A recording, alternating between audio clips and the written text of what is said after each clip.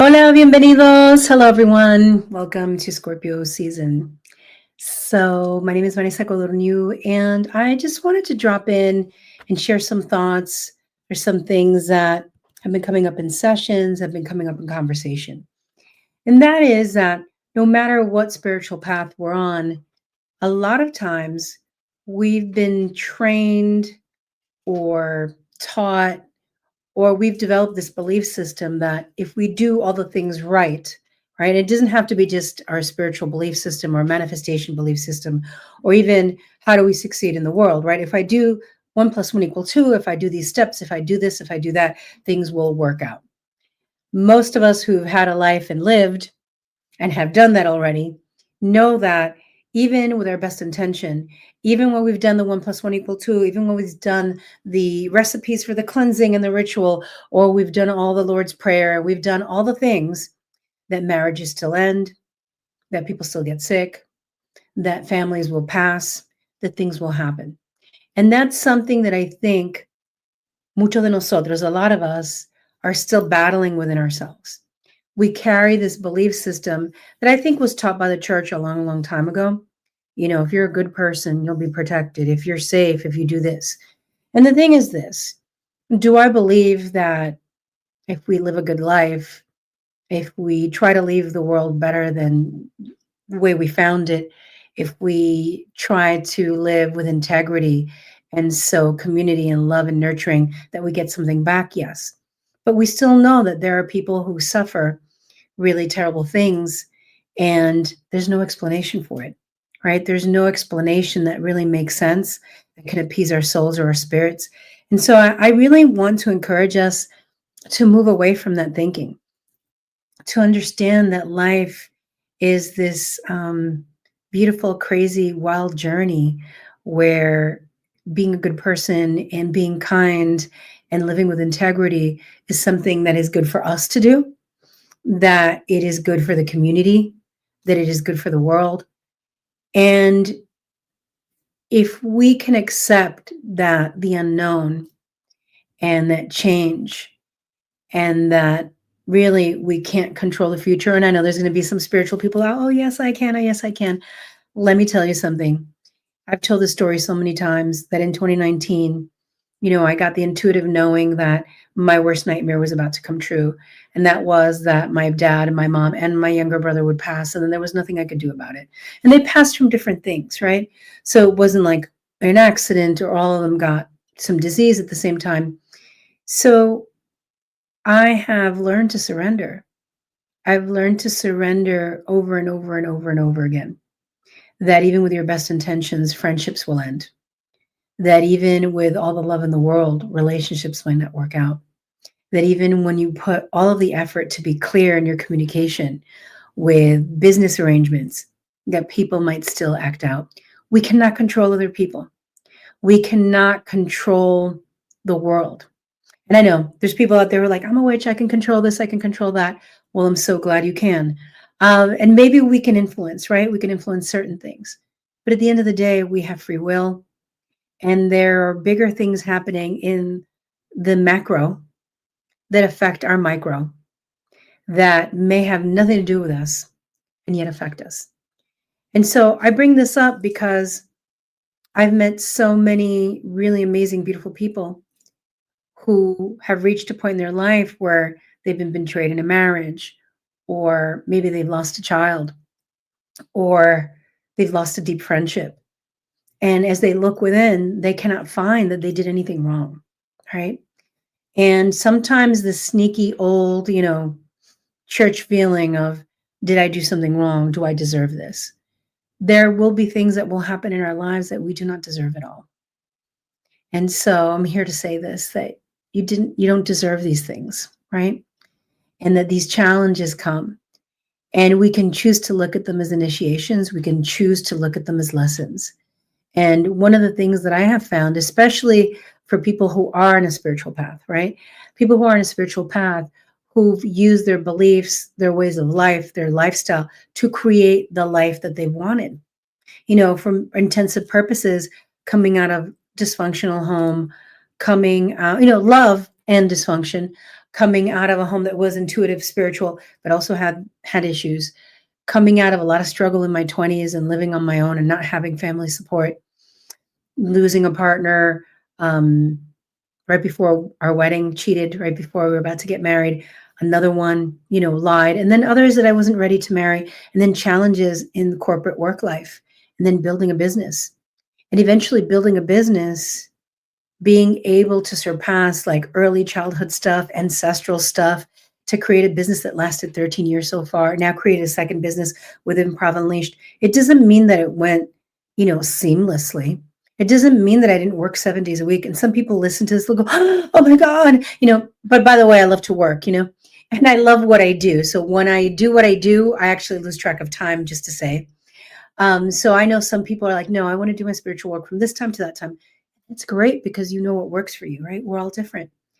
But after all of this going, and so many health challenges that have happened too, the losses, you can still build a life and have things fall apart. You can still build a life and that little thorn in your side with that one relationship, with that one family member not work out. And I wanted to give this message. Sometimes you're not doing anything wrong. It's just is what it is. And as these inquisitive, curious spiritual seekers, we are like, I must look at the stars, I must look at the numbers. What is their human design? What is their tarot card representative? And that's all beautiful and well and good. And I think that there has to come a point where we realize that we're on this wild journey. And also, as humans and as spiritual guides, there's something to be learned about thriving, even though, let's say, you've done the things right, or you've made the good choices of integrity, however you want to call them, and then things still don't come out the way you want. There's something about learning to let go. There is a lot to be said for surrender. And one of the things that I always asked for the universe, even when I was working corporate, I was like, universe, take me where I can serve. Take me where I'm most needed. Let me do the work that is most needed. Let me do what needs to be done, right? Let me be where my gifts will thrive, where I'll be in alignment because this is what's needed. And I've seen my professional life before I built a business change a lot. And even now that I have a business and I created a second one, I've seen it shift too, from being the person who walks through people's greatest challenges and most trying times, right? Through hypnosis and astrology and readings and coaching. Because people don't usually call me when they're super happy, right? They're calling me when there's challenge, when there's transformation, when they're stuck, when there's stuff that they've been working on and they can't break through. And now they're like, I need someone to go deeper with. So I've spent decades in that space. I've sat in mourning with people. I sat in their greatest fear, right? And now creating a business where I'm basically, waving the freak flag to joy and reclaiming a play. And it's not something that I planned. I just did improv in order to have fun. And now it's created a business. So I couldn't have really known that, right? So look, I invite you to, because I'm going to tell you what to do, but I invite you to perceive, to look at your life through not the lens of doing things right so they come out a certain way, but more like, how do I meet the challenges that I'm being invited to? And even as a healer of decades in, right? And I got initiated in when I was 22, 23 years old. So it's been a long time since I dedicated my life to spirit and to the path out loud, right? And then continued studying. You're going to be challenged. You're going to be challenged by your own thinking. You're going to be challenged by beliefs that just don't serve anymore, that maybe serve to bring you up to this point. You're going to be challenged, like I'm always saying, I never want to retire. I never want to retire. Imagine 6 years from now, I decide I want to go run away to some land somewhere and foster cats. And that's like the greatest joy. I don't know. I can't control that. So we can only say what we want and who we think we'll be from this point of where we are right now. And so I invite you into that present momentness, into embracing fully what is, to understanding that there's bigger things happening that we don't know. Like, honestly, did I think ever that I would leave New York? I love New York. I'm such a New Yorker. I love to walk. I don't like this car crap. I like to walk and take subways and run around and be free and be called last minute to go get a slice of pizza on the corner and go over here and go over there. It's not like that now. My life is different, but I have other things that have filled it, right? I love that I perform almost every week or every other weekend. I love that I'm on 6 teams. I love that I've been able to create shows for the Fringe, stuff that I didn't do in New York. And so every challenge brings its gifts. Every initiation. When I talk about initiation, I mean, not everybody looks at things as initiations. I think a lot of us, who are aware or have this particular lens, would understand that there's initiations to leaving the city that you love.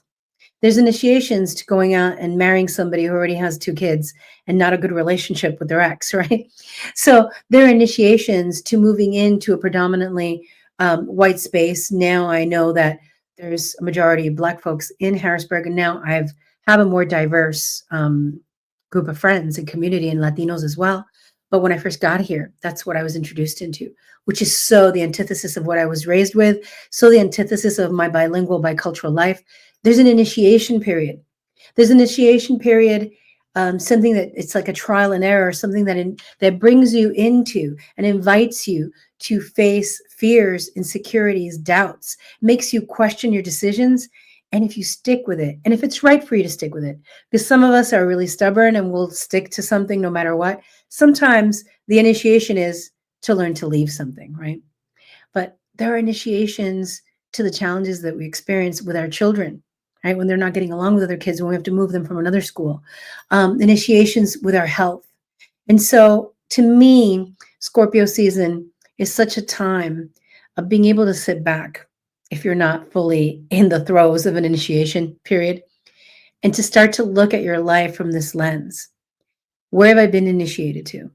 I can tell you that I thought, I was so spiritual and I knew so much and was so strong, had survived so much by 2019. In 2019, 2020, when I lost half my family, the way that I wound up managing it, the way that I wound up crying every day for a year and a half without slipping into depression. And I'm not saying this is a badge of honor because I didn't really control it. I think that the foundation of who I was and my practices helped me and my belief system.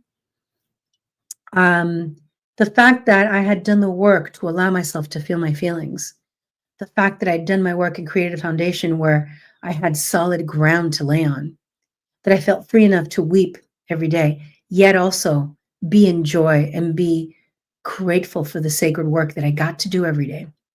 That was an initiation into a whole nother level. I will never look at myself again.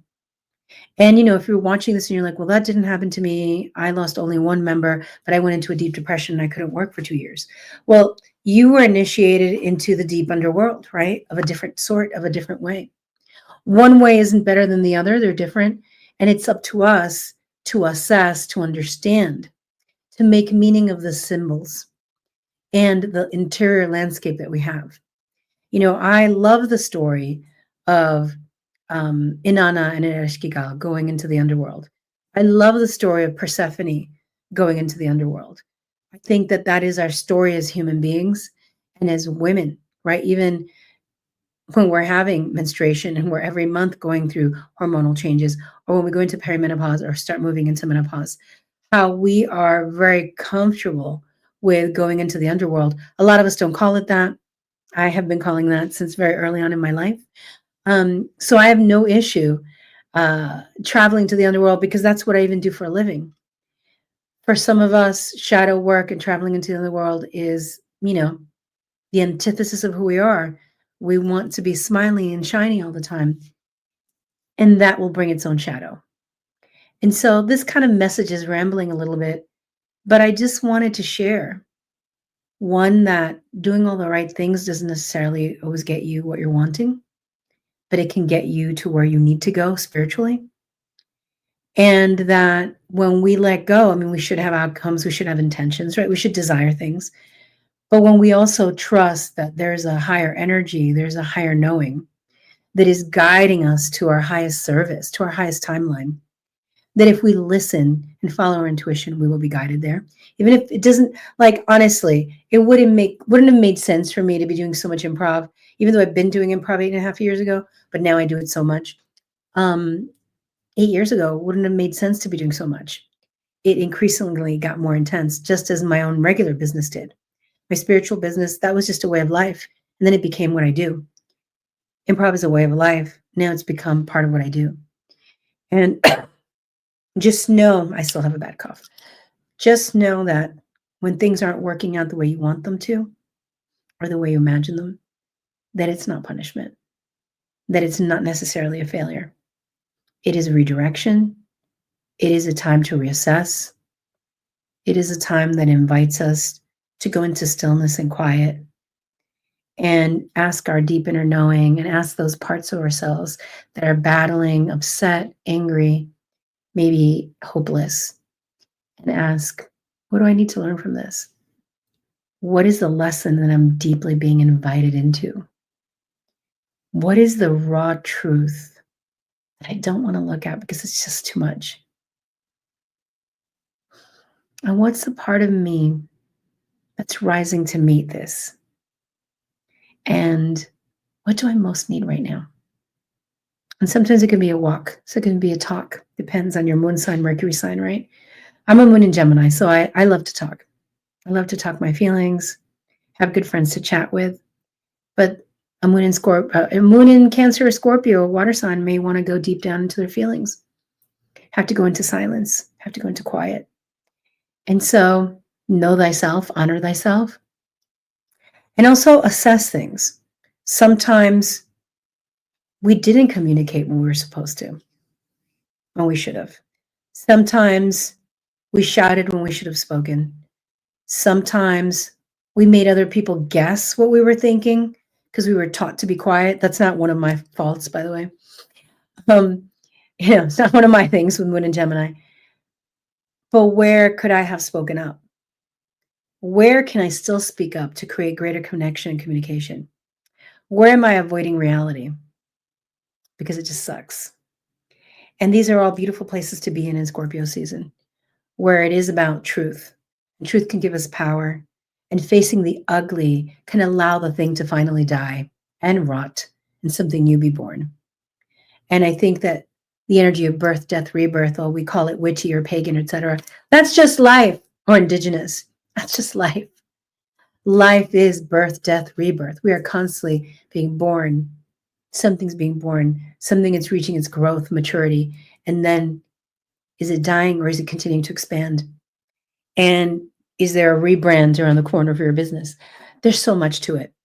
But sending y'all so much love because I don't want this to be another podcast. We just did one. And let me know what you're thinking. Let me know what are some of the things that came up when you listened to this, and share it with anyone you think might benefit. And just know again that endings are not a failure, that shifting businesses, shifting careers, shifting relationships, shifting ways of life, ways of eating, ways of sleeping, moving, cutting off all our hair, whatever it is that we do, they are all part of what we're here to do, which is to continue to transform, to continue to engage in the unknown. I'll be honest with you, like being a Taurus, we're stubborn, but I have so much mutable in my chart, so much mutable fire, mutable air, mutable earth, that I always think that things could be better, just so you know. Because people think that the sun in Taurus is like negative, hold on to what you have for dear life, or you may never get anything again. But I've got Gemini rising and Gemini moon and Gemini Mercury, Mars and Sag, Venus and Aries, Pisces in the midheaven. Don't stay stuck. I don't feel comfortable when I'm stuck. I could just tell you all that. Like as a Taurus, even, I like to be solid. I like to be loyal. I like to be grounded. I like to know where I stand. I will hold on to foundations of lifestyle and behaviors and integrity. But working and pivoting and change and being open to the wonder of the universe, oh my God. So I invite you into that. It doesn't have to be worse, my loves. It does not have to be worse. Rebirth can be incredibly amazing. And it can give us gifts that our mind right now, in this place and time, cannot even fathom because it hasn't stretched enough. Así que, mucho amor. This is my Scorpio message. I love you all. and let me know where you're at. Let me know if you resonate with this, and let me know if there's some rebirth going on. Mucho amor.